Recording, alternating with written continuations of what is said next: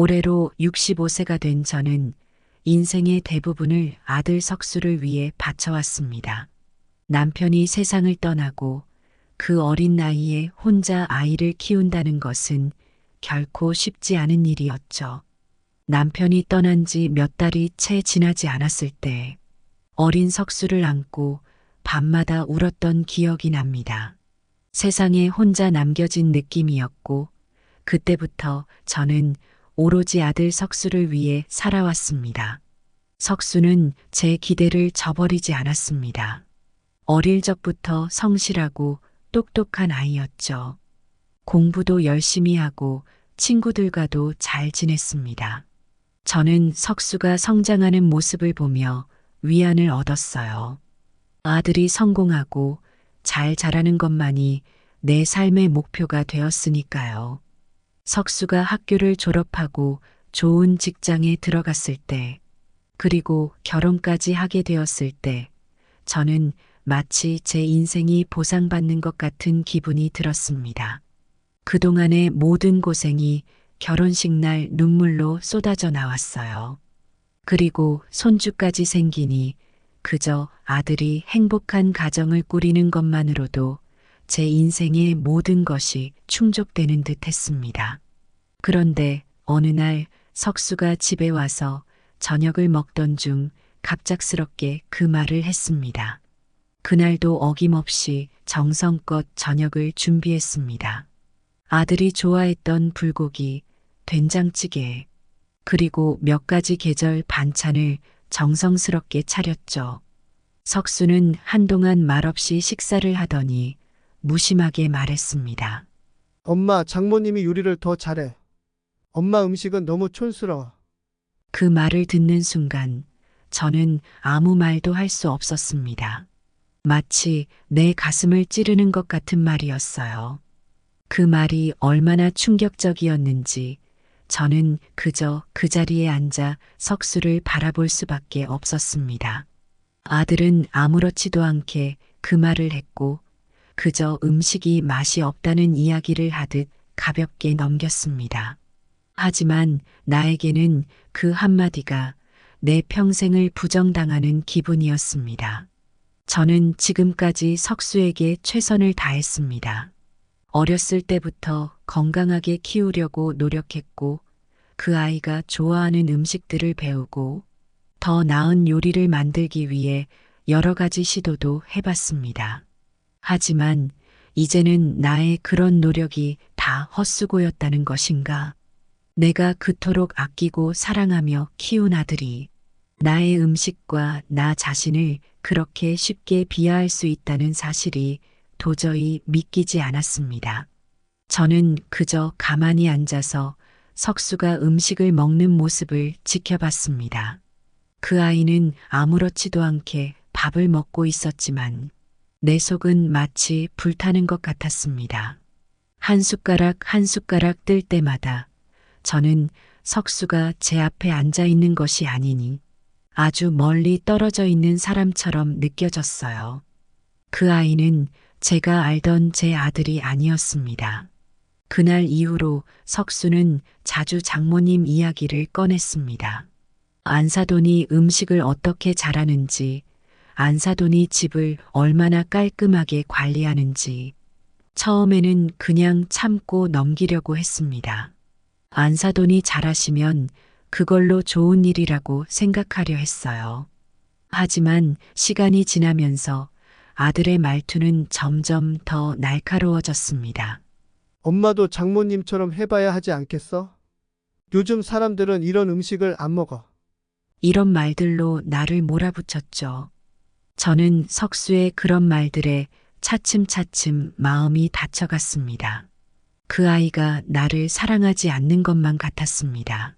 석수는 더 이상 내가 했던 희생이나 노력을 인정하지 않았습니다. 그저 안사돈과 저를 끊임없이 비교했고 저는 그 비교에서 매번 뒤처지는 존재가 되었죠. 그 말을 들을 때마다 저는 속으로 울었고 속이 타들어가는 느낌이었어요. 한 번은 석수가 안사돈이 해주신 요리가 얼마나 맛있었는지 장황하게 설명하던 날이 있었습니다. 그날 저는 처음으로 석수에게 물었습니다. 그럼 장모님 댁에서 밥 먹지 왜 나한테 왔니?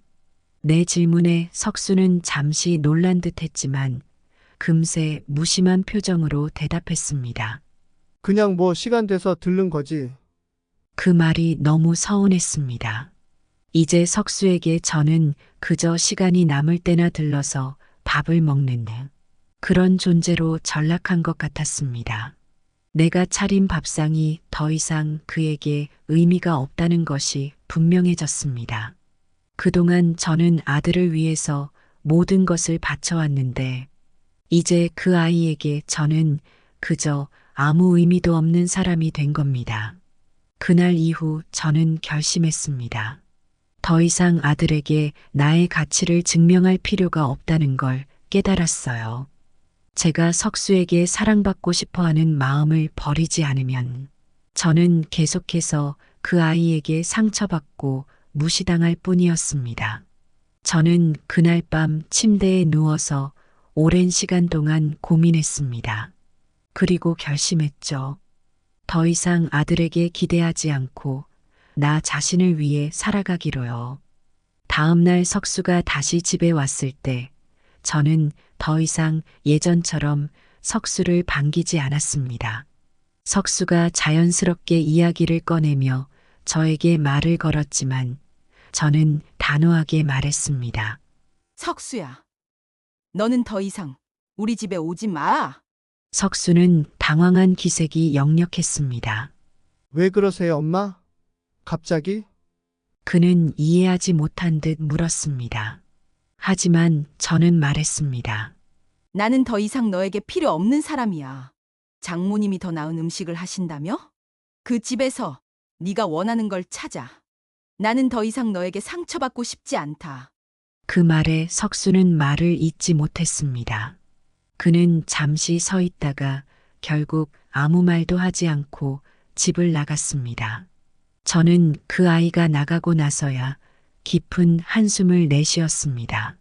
비록 내 마음이 아프고 허탈했지만 동시에 홀가분한 기분도 들었어요. 내가 더 이상 아들에게 휘둘리지 않고 나 자신을 위해 결단을 내렸다는 사실에 작은 위안이 찾아왔습니다. 석수를 내쫓고 시간이 흐르면서 저는 조금씩 내 결정에 익숙해져 갔습니다. 더 이상 아들로 인해 고민하거나 상처받을 일은 없었습니다. 하지만 얼마 지나지 않아 저는 예상치 못한 문제에 직면하게 되었습니다. 석수가 내게 연락하지 않은 것이 나를 편안하게 만들었지만 그것이 주변 사람들의 눈에 어떻게 비쳤는지는 전혀 생각하지 못했어요. 그 소식이 친척들에게 퍼지기 시작했습니다. 저와 석수가 더 이상 연락을 하지 않는다는 사실이 입에서 입으로 전해지면서 점점 더 많은 사람들이 나를 찾아와 묻기 시작했죠. 한 번은 동생이 갑자기 찾아왔습니다.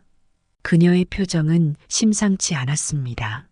그녀는 다짜고짜 저에게 물었습니다.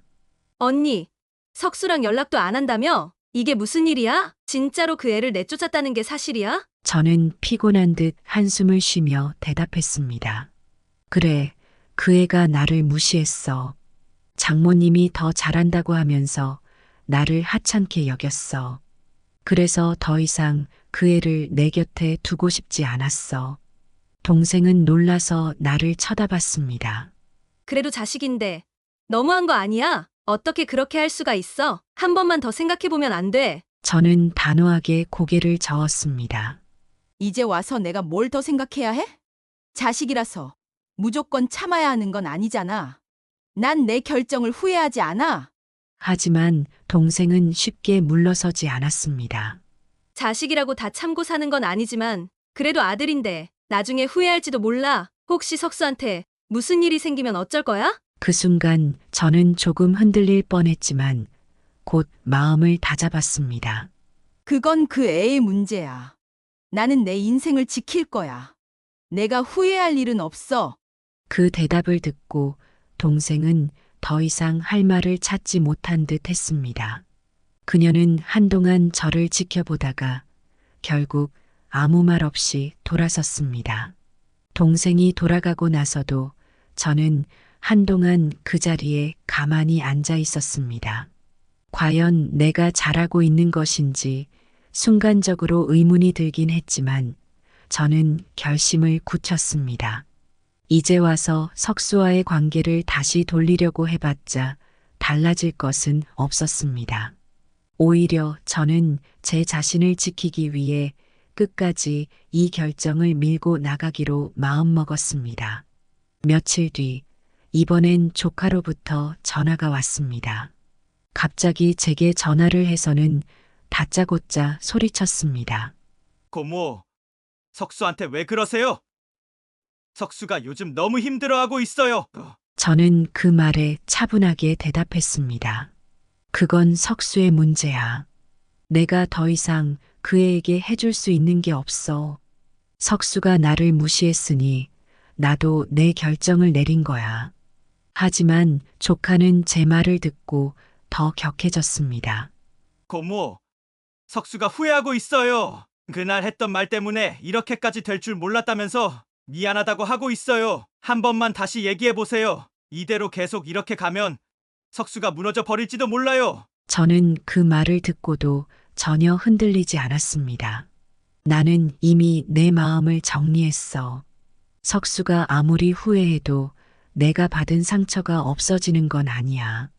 석수가 뭔가를 깨달았다고 해서 내가 그 상처를 쉽게 잊을 수 있는 건 아니니까. 통화는 그렇게 끝이 났습니다. 조카마저 나를 설득하려 했지만 저는 끝까지 흔들리지 않았습니다.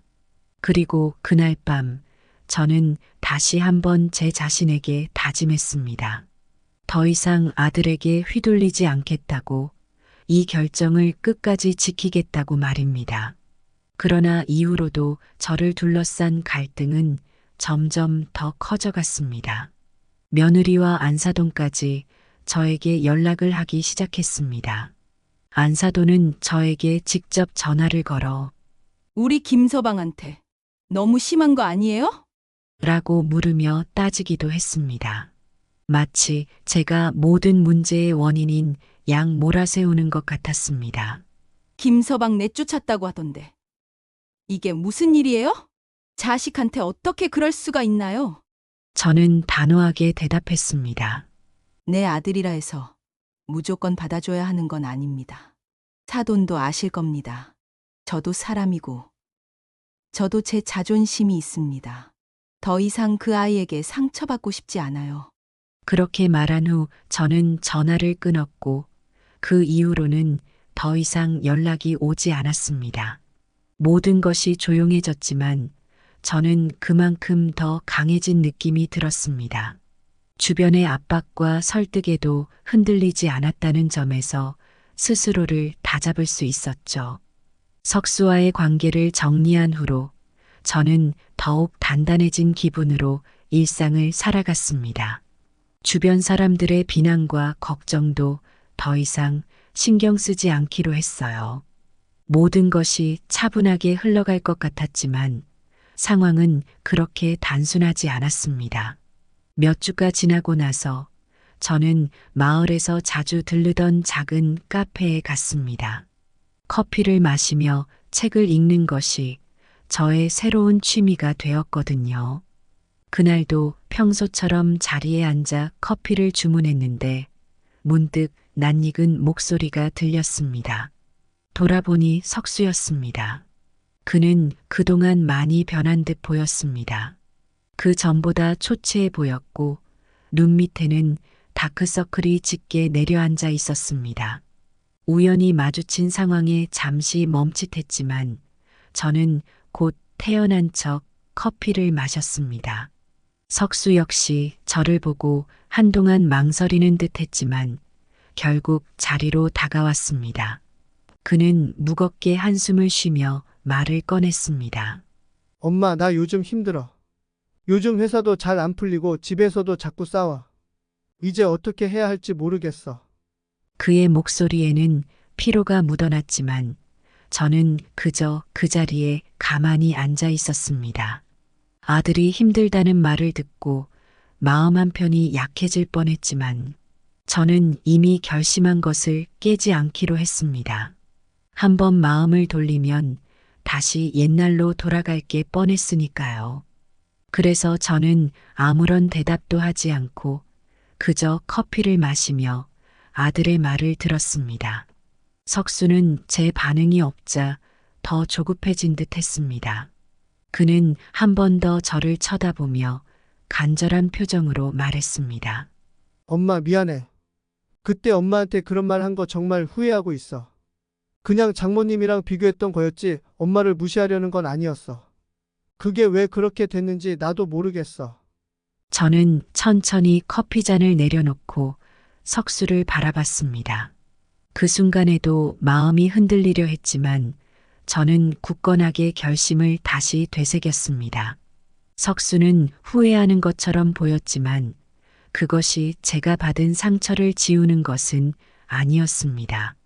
그리고 제가 다시 그를 받아들인다면 우리는 또다시 같은 문제로 부딪히게 될 것이라는 사실을 저는 누구보다 잘 알고 있었습니다. 저는 짧게 한숨을 내쉬고 말했습니다. 석수야. 너가 힘들다는 건 알겠어. 하지만 너는 이제 어른이야. 스스로 해결해야 해. 내가 도울 수 있는 건 없어. 그 말에 석수는 큰 충격을 받은 듯 보였습니다. 그는 눈을 크게 뜨며 나를 쳐다봤습니다. 아마도 제가 다시 그를 받아들이고 모든 걸 잊어주길 기대했을지도 모릅니다.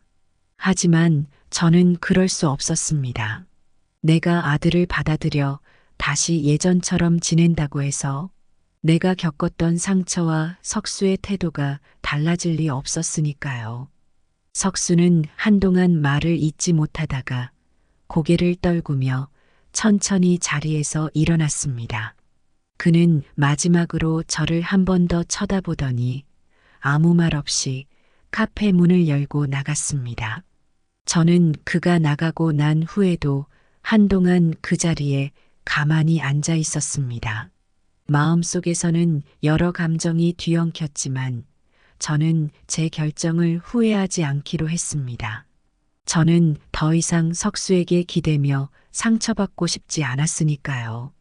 며칠이 지나고 마을에서 일어난 작은 소식이 저의 귀에 들어왔습니다. 석수가 회사를 그만두었다는 소식이었습니다. 그 이야기를 들었을 때 저는 한동안 멍하니 서 있었습니다. 일이 너무 힘들었던 걸까요? 아니면 제가 그에게 단호하게 굴었던 것이 그를 더 힘들게 만든 걸까요? 순간적인 죄책감이 밀려왔지만 저는 곧 그것이 저의 잘못이 아님을 스스로에게 되새겼습니다. 석수는 이제 어른이고 자신의 삶을 책임질 사람입니다. 저는 그가 어른으로서 자신의 문제를 해결할 수 있으리라 믿었습니다. 그러나 이 소식을 전한 사람은 저에게 더 충격적인 이야기를 덧붙였습니다. 석수가 요즘 집에도 잘 안 들어간대요. 어디서 뭘 하는지 알 수 없다고. 며느리가 많이 걱정하고 있더라고. 이 말을 듣는 순간 저는 가슴이 철렁 내려앉았습니다. 아무리 단호한 결심을 했어도 아들이 어디서 뭘 하고 있는지도 모른다는 사실은 저를 크게 불안하게 만들었습니다. 혹시 무슨 일이 생긴 것은 아닌지, 혹은 너무 멀리 나가버린 것은 아닌지 여러 생각이 머릿속을 가득 채웠습니다. 며느리는 몇 번이나 저에게 전화를 했지만 저는 쉽게 전화를 받을 수 없었습니다. 제가 전화를 받으면 다시 예전으로 돌아가게 될까봐 두려웠기 때문입니다. 하지만 마음 한편으로는 아들이 어디서 무얼 하고 있는지 알고 싶은 마음이 강하게 일었습니다. 혹시라도 무슨 큰일이 생기지는 않았을까 걱정이 되지 않을 수 없었죠. 그렇게 몇 주가 흐르고 저는 결국 며느리에게서 온 전화를 받았습니다. 그녀의 목소리는 조심스러웠고 저는 그녀가 무슨 말을 할지 이미 알고 있었습니다. 어머님, 석수가 정말 많이 힘들어해요. 집에도 들어오지 않고 회사도 그만뒀어요. 어떻게 해야 할지 모르겠어요. 어머님이 한 번만 석수랑 이야기해 주실 수 없을까요? 그 목소리에는 절박함이 묻어나왔습니다. 저는 한동안 말없이 전화를 쥐고만 있었습니다. 과연 내가 다시 나서야 할까? 저는 이미 아들과의 관계를 정리했고 그 결정은 저를 더 강하게 만들었다고 믿었습니다. 그런데 다시 아들의 삶에 끼어들어야 하는 걸까? 이 선택이 옳은지 아닌지에 대한 고민이 머릿속을 복잡하게 만들었지만 저는 여전히 제 자신을 지키기 위해서 어떤 결정을 내려야 할지 알고 있었습니다. 며느리의 절박한 목소리를 들었지만 그때도 결심을 굽히지 않았습니다. 석수와의 관계는 이미 끝났다고 스스로를 다짐했기 때문입니다. 아들이 힘들어하더라도 저는 그저 그 아이가 자신의 문제를 스스로 해결해야 한다고 생각했습니다. 그래서 그 후로도 석수의 연락을 받지 않았습니다. 그 후로 1년, 2년이 흘렀습니다. 처음엔 석수가 꾸준히 연락을 시도했지만 저 역시 단호했습니다. 그는 더 이상 내 아들이 아니라 그저 스스로의 인생을 살아가야 할 사람일 뿐이었으니까요. 저는 아들과의 관계를 끊고 저만의 삶을 찾는데 집중했습니다. 미술 수업에 다니고 새로운 사람들과 어울리며 그동안 소홀했던 제 자신을 돌보았습니다. 아들과의 연락을 끊은 것은 때때로 마음에 걸렸지만 그것이 저를 더 단단하게 만들었다고 스스로를 위로했습니다. 그러나 2년이 지난 어느 날 저는 석수로부터 뜻밖의 전화를 받았습니다.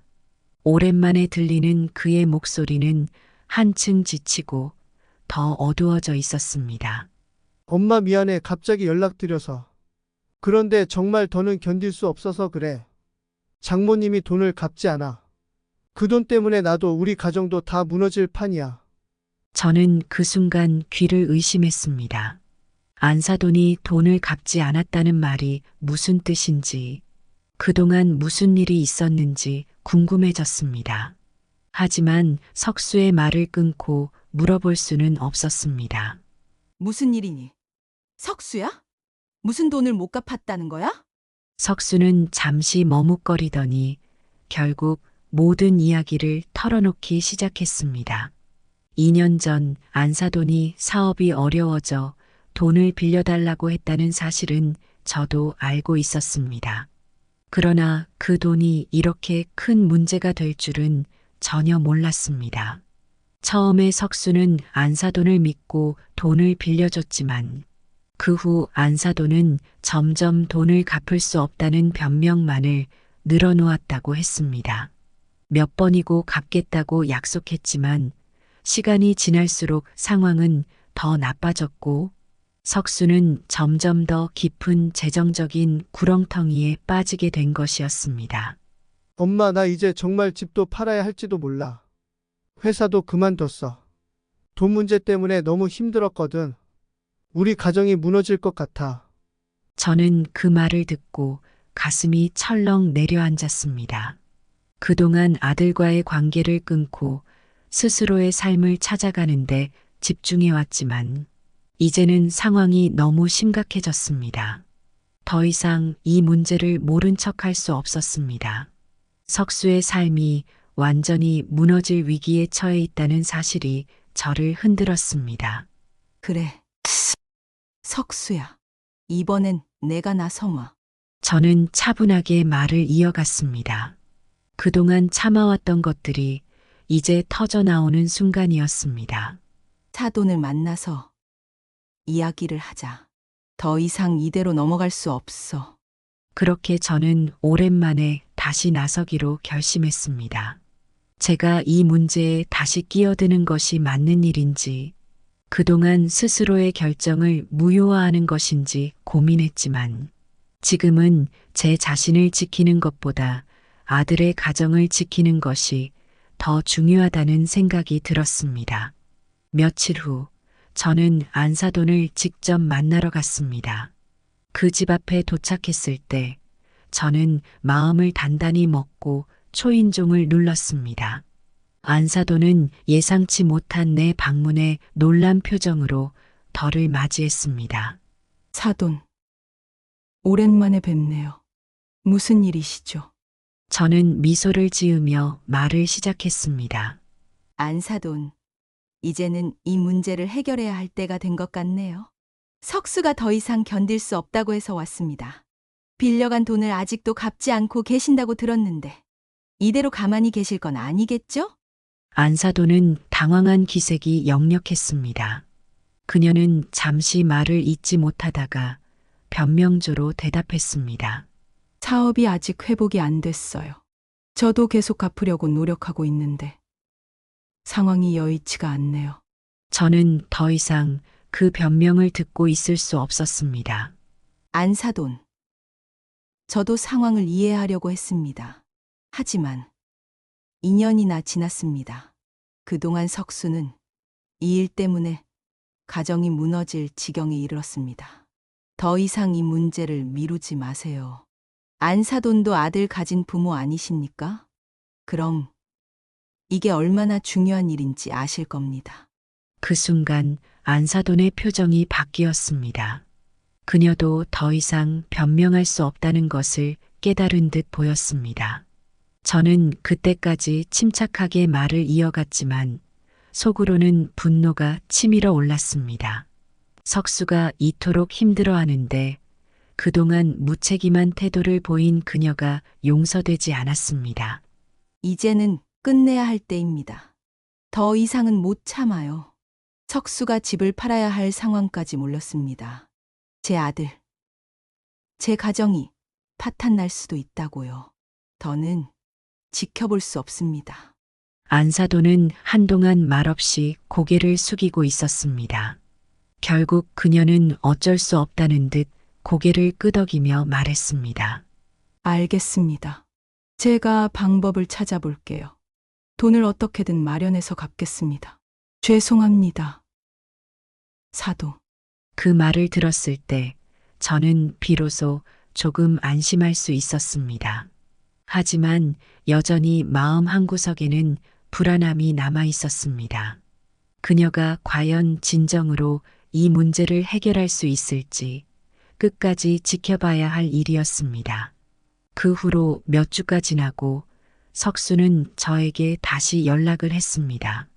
엄마, 장모님이 드디어 돈을 갚기 시작했어. 조금씩 갚고 있어. 이제 더는 걱정 안 해도 될 것 같아. 그 말을 듣는 순간 저는 비로소 한시름 놓을 수 있었습니다. 제가 직접 나서서 문제를 해결해야 했지만 그 덕분에 석수의 가정이 무너지는 일을 막을 수 있었습니다. 안사돈이 돈을 갚기 시작하면서 석수의 가정은 조금씩 안정을 찾아갔습니다. 석수가 다시 직장을 구하고 생활이 다시 궤도에 오르기까지 몇 달이 걸렸지만 그동안 저는 석수의 삶에 다시 깊이 관여하지 않았습니다. 제가 석수에게 다시 기회를 주긴 했지만 그것이 제가 다시 그와 가까워지거나 그를 다시 받아들여야 한다는 의미는 아니었습니다. 내 역할은 여기까지다. 저는 스스로를 그렇게 다독였습니다. 아들이나 안사돈이 다시 제 인생에 얽히는 일은 더 이상 없을 것이라고 믿었습니다. 그러나 그 믿음이 틀렸다는 것을 깨닫는 데는 그리 오랜 시간이 걸리지 않았습니다. 몇 개월 후 석수가 다시 제게 전화를 걸어왔습니다. 이번에도 석수의 목소리는 어둡고 지쳐 있었습니다. 엄마, 장모님이 다시 돈을 달라고 하셔. 사업이 좀 어려워지셨다고 해서 또 도와드려야 할 것 같아. 그 말을 듣는 순간 저는 다시 한번 충격에 빠졌습니다. 몇 달 전 간신히 빌린 돈을 조금씩 갚아 나가던 안사돈이 또다시 석수에게 손을 벌리다니 저는 불안감과 분노가 동시에 치밀어 올랐습니다. 도대체 언제까지 이럴 거야? 속으로 생각하며 저는 바로 대답했습니다. 석수야. 이번엔 절대 안 돼. 더 이상 너희 가정이 그 사람 때문에 무너질 수는 없어. 석수는 한숨을 쉬며 대답했습니다. 나도 알아. 그런데 장모님이 너무 간절히 부탁하시니까 아내도 너무 힘들어하고 있고 어떻게 해야 할지 모르겠어. 이번에도 그냥 도와드리면 안 될까? 사업이 다시 회복되면 그때 갚으실 거라고 하셔. 저는 그 말을 듣고 가슴이 답답해졌습니다.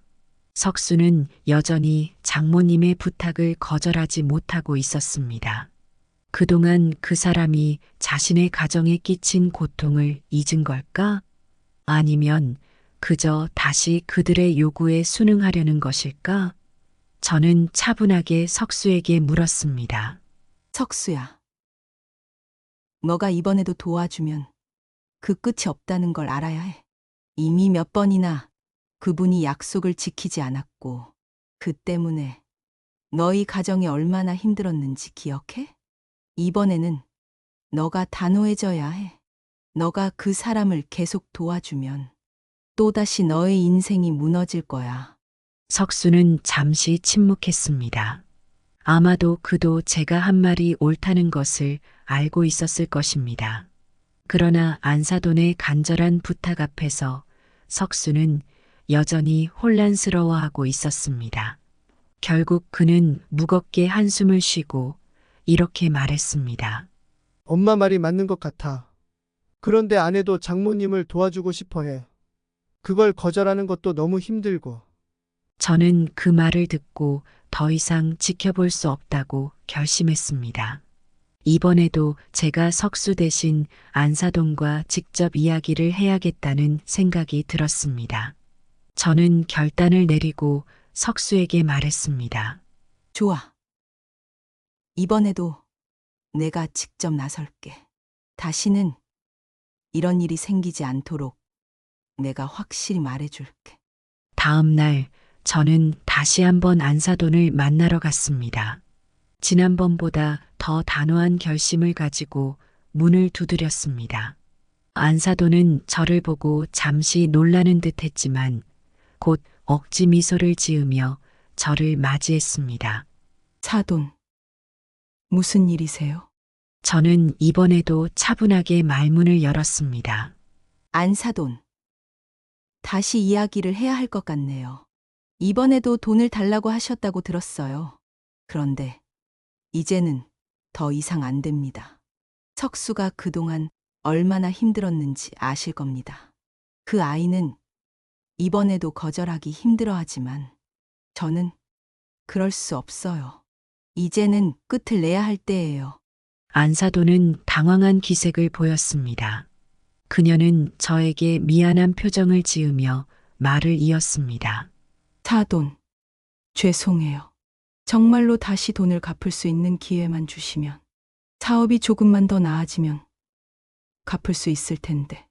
저는 더 이상 그녀의 변명을 들을 수 없었습니다.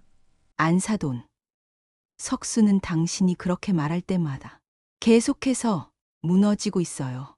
이번에는 절대로 안 됩니다. 당신이 사업을 어떻게 하든 저희 가정이 또다시 당신의 문제로 흔들릴 수는 없어요. 더 이상 돈을 요구하지 마세요. 이번이 마지막 경고입니다. 제 말에 안사돈은 한동안 아무 말도 하지 못했습니다. 그녀도 더 이상 변명할 방법이 없다는 것을 알고 있었을 것입니다. 저는 그녀가 대답하기를 기다리지 않고 말을 마쳤습니다. 다시 이런 문제가 생긴다면 그때는 석수와 당신의 관계도 끝나게 될 겁니다. 우리 가정은 더 이상 당신의 문제로 희생되지 않을 겁니다. 그날 저는 안사돈의 집을 나서며 결심했습니다. 이번에는 절대 이 문제를 되풀이하지 않겠다고요. 석수도 이번 일을 계기로 더는 안사돈의 요구에 휘둘리지 않도록 강하게 말해줄 생각이었습니다. 제 자신을 지킬 뿐만 아니라 석수가 그의 가정을 지킬 수 있도록 돕는 것이 제가 할 수 있는 마지막 일이었습니다. 며칠 후 저는 석수를 다시 만났습니다. 그날은 석수가 제 집으로 찾아왔습니다. 그는 오랜만에 얼굴이 한결 편안해 보였고 저를 보자마자 조심스럽게 말을 꺼냈습니다. 엄마 고마워. 이번에 장모님 문제는 잘 해결된 것 같아. 엄마가 나서줘서 정말 다행이야. 나도 이번 일을 계기로 장모님을 너무 믿지 않기로 했어. 저는 그 말을 듣고 안도의 한숨을 내쉬었습니다. 그래? 이제 너도 너가 지킬 것을 지켜야 해. 장모님이 아무리 어려워도 네 가정이 더 중요해. 잊지 마라. 석수야. 석수는 고개를 끄덕이며 웃었습니다. 맞아. 이제는 나도 단호하게 결정해야 할 때인 것 같아. 그날 이후로 석수는 다시 자신의 삶을 되찾기 시작했습니다. 그는 다시 안정된 직장을 구했고 며느리와 함께 가정을 안정시키기 위해 노력했습니다. 안사돈의 요구도 더 이상 그들의 삶에 영향을 미치지 않게 되었죠. 이번엔 제가 나서서 문제를 해결했지만 그것이 석수가 스스로 서는 계기가 되었다고 생각했습니다. 그 이후로 석수와 저는 가끔씩 연락을 주고받으며 지내게 되었습니다. 여전히 예전처럼 자주 만나거나 깊은 대화를 나누지는 않았지만 석수는 때때로 저를 찾아와 같이 밥을 먹자고 제안했습니다. 우리가 다시 가까워진 것은 아니었지만 적어도 서로를 이해하고 존중하는 관계로 한 발짝 나아가게 된 것이었습니다. 한 번은 석수가 오랜만에 나를 찾아왔을 때 우리는 동네에 새로 생긴 작은 식당에서 점심을 먹기로 했습니다.